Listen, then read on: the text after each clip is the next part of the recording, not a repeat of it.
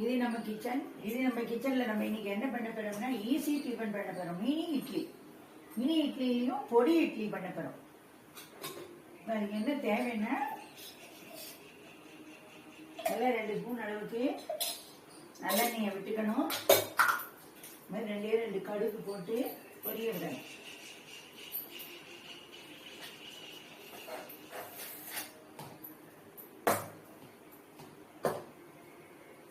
இதுமாரி இட்லி மழை அப்படியே அரைச்சி ரெடி பண்ணி எடுத்து வச்சுக்கணும்.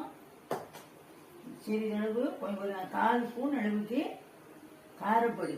இதில் வந்து காஷ்மீர் சில்லியும் தனி மிளகாயும் நான் வாங்கி மிஷினில் நான் காய வச்சு மிஷினில் அரைச்சி எடுத்து வச்சுருக்கேன். இது ஹோம்மேடு பொடி.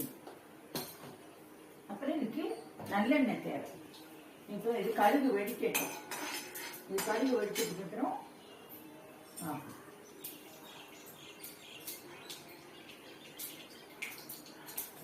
கடுகு வெடிக்குது.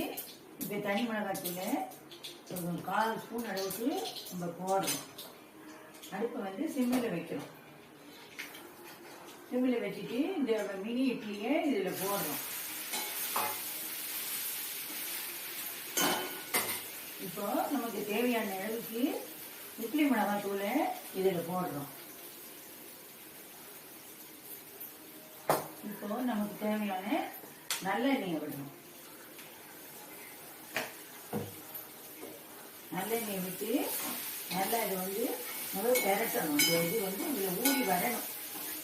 அந்த அளவுக்கு இது பெரட்டணும். இப்போ எண்ணெய் பத்தலை, அதனால நான் இன்னும் கொஞ்சம் எண்ணெய் விடுறேன்.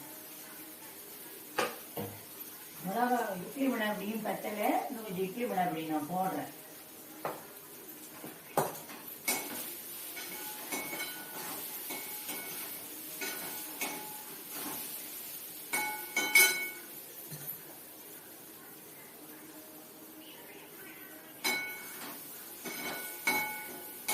இப்போ மினி டிஃபன் இட்லி பொடி இட்லி பொடியை வச்சு செஞ்சது பொடி இட்லி ரெடி ஆயிடுச்சு.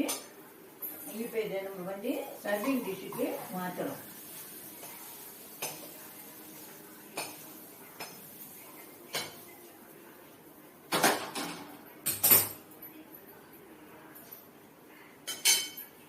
இப்போ இது ரெடி. நீங்களும் இதேமாரி செஞ்சு பாருங்க. நன்றி, வணக்கம்.